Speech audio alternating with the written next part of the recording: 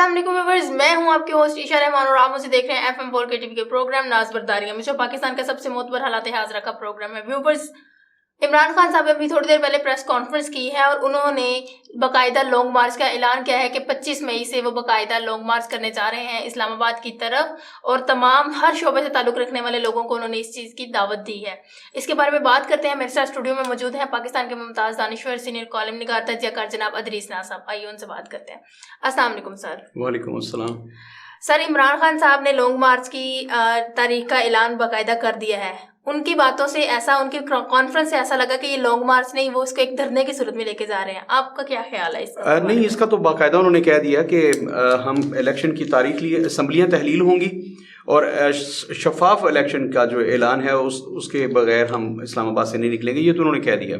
یہ صرف long march نہیں ہے۔ اچھا، اس کی وہ تیاری کر رہے تھے، بار بار کہہ رہے تھے انہوں نے ملک کے بڑے، پنجاب کے بڑے جو شہر تھے، بلکہ کراچی میں بھی انہوں نے جلسہ کیا، پھر صوبہ خیبر پختونخوا میں بھی انہوں نے جلسے کیے۔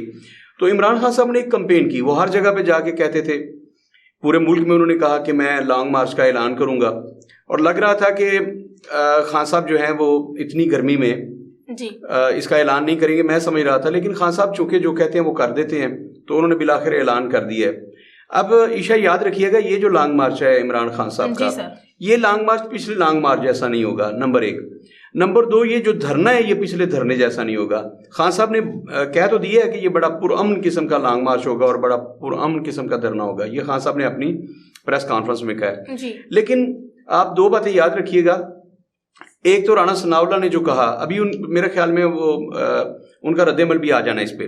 رانا ثناء اللہ صاحب نے پہلے ہی کہہ دیا کہ ہم نے یہ لانگ مارچ نہیں ہونے دینا، اگر ایسا ہوتا ہے تو ہم گرفتاریاں بھی کریں گے اور ان کو گھروں سے نہیں نکلنے دیں گے۔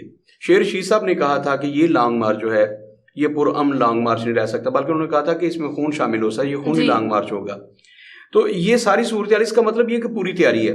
ان لوگوں نے اب اسمبلیاں تحلیل کیے بغیر اور شفاف الیکشن کے انعقاد کے بغیر، اس کے اعلان کے بغیر اسلام آباد سے نکلنا نہیں۔ اچھا، حکومت اس وقت جو ہے شہباز شریف صاحب وہ تو پھنسے ہوئے ہیں پوری طرح سے۔ میں سمجھتا ہوں، میری رائے یہ ہے کہ پہلی بات تو یہ کہ اپوزیشن نے بہت جلد بازی کا مظاہرہ کیا۔ انہوں نے عمران خان صاحب کی حکومت کو تبدیل کر دیا، نہیں کرنا چاہیے تھا۔ انہیں چاہیے تھا کہ 2022 کا اور پھر 23 کا بجٹ جو ہے وہ عمران خان صاحب کی حکومت پیش کرتی، ان کو پیش کرنا چاہیے تھا۔ یہ کڑا ترین ایک بجٹ ہے، یہ کوئی آسان کام نہیں ہے۔ IMF سے جو قرضے لیے نا 20,000 روپے 3.5 سال میں، ان کی شرائط بڑی ٹف ہیں۔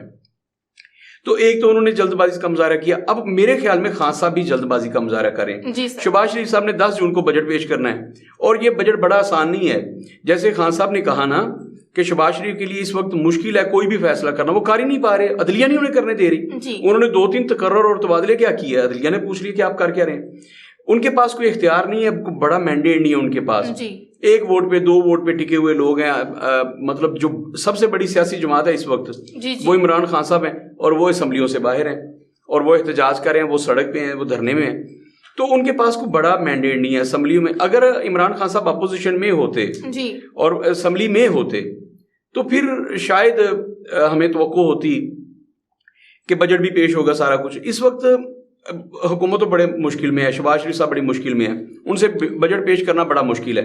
اور اگر نون لیگ بجٹ پیش کر دیتی ہے تو ان کی سیاسی موت بھی ہوگی۔ یاد رکھیے گا، یہ بجٹ جو ہے اتنا آسان نہیں ہے، اس میں ریلیف دینا بہت مشکل ہے عام آدمی کو۔ مہنگائی جس طرح بڑھی ہے، اور خان صاحب نے آج پھر وہ بات کہہ دی۔ انہوں نے کہا کہ بھارت نے رشیا سے تیل خریدا ہے، اور رشیا نے تیل سستا کیا، پیٹرول اور ڈیزل سستا کیا، کیونکہ انہوں نے رشیا سے خریدا۔ انہوں نے کہا ہم بھی خریدنے جا رہے تھے، تو مجھے اس چیز کی سزا دی گئی ہے کہ میں رشیا کے ساتھ تعلقات کیوں ڈیولپ کر رہا ہوں، میں رشیا سے کیوں پیٹرول خریدوں گا۔ اچھا، اب عوام کو ایک بات کی سمجھانے میں وہ پوری طرح سے کامیاب ہو گئے ہیں کہ خان صاحب اگر رشیا سے تعلق بڑھاتے، ہمارے سفارتی تعلقات تو پہلے اگر ہم ان سے معاشی تعلقات بھی بڑھاتے، امریکہ کو یہ تکلیف ہے۔ اب خان صاحب کا جو نیریٹو ہے، مطلب خان صاحب اس کو پوری طرح سے کیش کریں گے، چونکہ ہمارے ساتھ میں ہوا، ہمارے پڑوس میں ہوا کہ رشیا سے بھارت نے پیٹرول خریدا اور وہ پیٹرول سستا ہوا وہاں پہ۔ تو اب خان صاحب کے ہاتھ میں ایک یہ بھی کارڈ ہے کہ میں تو رشیا سے تعلق بڑھا کے اس ملک سے مہنگائی ختم کرنے جا رہا تھا، مہنگائی کم کرنے جا رہا تھا، اشیاء خرد و نوش سستی کرنے جا رہا تھا، اسے اشیاء خرد و نوش سستی ہوتی ہے یہ۔ لیکن ایک بات جس پہ ہم نے نا عشاء ابھی تک پروگرام نہیں کیا، خان صاحب نے اپنے دور اقتدار میں جو مجھے اچھا نہیں لگا، سی پیک کو جو انہوں نے کھٹائی میں ڈالا ہے، یہ صرف مجھے ایک اچھا نہیں لگا۔ اگر ہم نے رشیا کے ساتھ تعلقات بڑھانے تھے تو پھر ہم نے کس کے کہنے پر سی پیک کو بند کیا تھا؟ امریکہ کے کہنے پر۔ تو یہ خان صاحب نے امریکہ کے کہنے پر بند کیا، رشیا اور چائنا اور ہم سب لوگ مل کے۔ یہ سی پیک جو تھا یہ پاکستان کو کہیں سے کہیں لے جاتا۔ آپ دیکھیں نا دبئی کے پاس کیا تھا، ہمارے پاس تو ہر طرح کا، ہمارے پاس پہاڑ بھی ہیں، ہمارے پاس دریا بھی ہیں، ہمارے پاس صحرا بھی ہے، ہمارے پاس سمندر بھی ہے، ہمارے پاس میدان بھی ہیں، ہمارے پاس سب کچھ ہے۔ ان کے پاس تو صرف اور صرف ایک سمندر تھا اور باقی صحرا تھا، لیکن دبئی میں انہوں نے ایسا ایک ماحول بنا دیا کہ پوری دنیا کا کمرشل ہب بن گیا دبئی۔ تو پاکستان کا گوادر بن سکتا تھا، انہوں نے اسے، مجھے نہیں پتا کہ سمجھ نہیں آ رہی ابھی تک کہ اس کو کیوں کھٹائی میں ڈالا ہے۔ باہر کیا، اب خان صاحب کو یہ لوگ اس نریٹیو کو لے رہے ہیں، لوگ مان گئے کہ خان صاحب اگر برسر اقتدار ہوتے، رشیا سے پیٹرول آنا تھا اور وہ بہت سستا ہونا تھا اور چیزیں اس سے سستی ہو جانی تھی۔ اور میں ڈر رہا ہوں آخر میں آپ کے سوال کے جواب میں کہ خان صاحب نے جو لانگ مارچ کا اعلان کر دیا ہے، اب حکومت جو ہے وہ آسانی سے لانگ مارچ نہیں کرنے دیں گے۔ جب آسانی سے لانگ مارچ نہیں ہوگا وہ دھرنا نہیں دینے دیں گے۔ یہ نواز شریف کا دور والا دھرنا نہیں ہے کہ آپ 125 دن جو ہیں وہ اسلام آباد میں بیٹھ جائیں، کوئی آپ کو پوچھے گا نہیں۔ اب ایسا ہونے نہیں جا رہا۔ اور دوسرا، گرمی اتنی زیادہ ہے کہ خان صاحب بہت زیادہ دیر لوگوں کو وہاں بٹھائیں گے بھی نہیں۔ جی سر، ماحول ہی ایسا ہے، حالات ایسے ہیں، تو اس میں ڈیفینیٹلی اس دفعہ تشدد نے شامل ہونا ہے، جو ریاست کے لیے خطرناک ہے، جمہوریت کے لیے خطرناک ہے۔ اور جو بار بار میں پچھلے 10 دن سے ایک ہی بات کو، اب لوگوں کے کان پک گئے ہوں گے میری بات سن کے، میں کہہ رہا ہوں کہ یہ جمہوریت کے خلاف سازش ہو رہی ہے، یہ اس ملک سے جمہوریت کو ہمیشہ ہمیشہ کے لیے ختم کرنے کے خلاف سازش ہو رہی ہے، کسی کی حکومت کے خلاف نہیں ہے۔ اور میں نے آج ایک پروگرام میں کہا، میں نے کہا کہ عمران خان کی حکومت ہٹانے کے خلاف سازش تھی یا جمہوریت کو ختم کرنے کے خلاف سازش ہے، اسے قوم نے ضرور سمجھنا ہے۔ اللہ کرے کہ یہ جو لانگ مارچ ہے، حکومت ہوش کے ناخن لے، عمران خان صاحب کو لانگ مارچ کی نوبت نہ آئے۔ اور اگر لانگ مارچ ہوتا ہے تو پھر یہ لانگ مارچ پرامن لانگ مارچ ہو، مطالبہ سیاسی طور پر پیش کیے جاتے ہیں، انہیں مانا جاتا ہے، احتجاجی ایک لانگ مارچ ہے، تو حکومت کو چاہیے کہ اس کو احتجاجی لانگ مارچ ہی رہنے دے، اس کو تشدد میں منتقل نہ کرے اس لانگ مارچ کو۔ جی سر، آپ نے فرمایا کہ پرامن ایک لانگ مارچ کی صورت میں، لیکن بعض جگہ پہ پی ٹی آئی کے ہی کارکن اور انہی کے لوگ جو ہیں وہ کہہ رہے ہیں کہ ہم ہو سکا تو یہ خانہ جنگی میں تبدیل ہو جائے گا، ہو سکا تو یہ سری لنکا کی طرف جائے گا، اس کے بارے میں آپ کا نہیں، خانہ جنگی اور سری لنکا والا واقعہ وہ بہت آگے کی بات ہے، پاکستان میں ایسا نہیں ہونے جا رہا ہے۔ یہ یاد رکھیے گا، خانہ جنگی یہ ہوتی ہے کہ مسلم لیگ نون کے اور پیپلز پارٹی کے کارکن بھی میدان میں آ جائیں اور آمنے سامنے کھڑے ہو جائیں۔ اس میں کوئی شبہ نہیں کہ اکا دکا ایسے واقعات ہوئے ہیں کہ دوست بحث کر رہے ہیں آپس میں تو تلخی بڑھ گئی ہے اور کوئی جان لیوا سانحہ ہو گیا ہے، تو ایسا یہاں خانہ جنگی کی ابھی نوبت نہیں ہے کہ اللہ نہ کرے کبھی بھی نہ آئے، لیکن اس وقت تو بالکل بھی اس کا کوئی خدشہ نہیں ہے۔ دوسرا آپ نے کہا کہ اس میں دوسرا آپ نے کیا کہا مجھے؟ سر یہ خانہ سری لنکا کی طرح نہیں ایسا نہیں ہوگا ابھی۔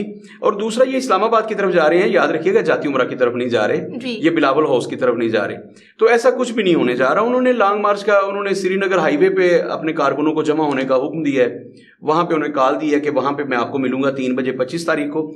عشاء اس میں سوچنے کی صرف یہ بات ہے کہ حکومت نے رانا ثناء اللہ، آپ کو پتہ ہے وہ وزیر قانون تھے پنجاب کے، اس وقت وہ پورے ملک کے وزیر داخلہ ہیں، ٹھیک ہے، پولیس ان کے انڈر ہے، وہ رینجرز کو طلب کر سکتے ہیں، وہ فوج کو طلب کر سکتے ہیں۔ رانا ثناء اللہ، ان کا ایک مزاج ہے رانا ثناء اللہ کا، وہ سختی سے پیش آنے کے عادی ہیں، ٹھیک ہے، انہوں نے اس کا اندیا دے دیا۔ تو میں نہیں سمجھتا کوئی مدبر قسم کا بندہ ہوتا تو اس میں تھا کہ وہ فہم و فراز سے کام لیتے۔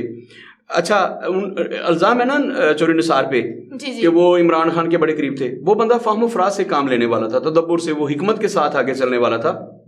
رانا ثناء اللہ صاحب اس سے کوسوں دور ہیں، ان پہ جو مرضی آپ الزام دیں چوری نثار صاحب کے، انہوں نے پارٹی سے غداری کی، وہ بیک ڈور ڈپلومیسی پہ قائل تھے، یہ تھے وہ تھے۔ عمران خان صاحب کو انہوں نے اس وجہ سے بھی ریلیف دیا کہ وہ بیک ڈور رابطوں میں تھے، اس لیے بھی کہ وہ کلاس فیل ہو رہے۔ انہوں نے جو بھی کیا، میرے خیال میں وہ ایک مدبر آدمی تھے چوری نثار۔ ان کی اب آپ کو شدت سے یاد آئے گی اس لانگ مارچ میں، کیونکہ وہ فیصلے کرنے میں تھوڑا وقت لیتے تھے، سوچتے تھے، مشاورت کرتے تھے۔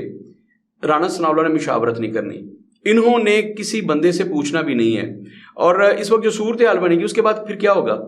ظاہر ہے پولیس سے شیلنگ وہ کروائیں گے, گرمی بہت زیادہ ہے, تو پھر کیسے ممکن ہے کہ تحریک پی ٹی آئی کے کارکن جو ہیں وہ پرامن رہیں گے؟ تو پھر حالات جو ہیں وہ اس طرف جائیں گے, اور اللہ نہ کرے کہ پی ٹی آئی کے کارکن جو ہیں وہ تحریک لبیک پاکستان کے کارکن بنے اور بالکل اسی طرح مظاہرہ کریں جیسے انہوں نے کیا تھا. اللہ نہ کرے. میں نے عرض کیا عشاء یاد رکھیے گا, اس ملک میں جو بھی بیٹا باہر نکلے گا, جو بھی بہن باہر نکلے گی, وہ میری اور آپ کی بہن ہے, وہ اس ملک کے باسی ہیں. اچھا آپ نے سیاسی حقوق کے لیے وہ باہر نکلے ہیں, ان کا مطالبہ ہے کہ فوری طور پر الیکشن کروائے جائے.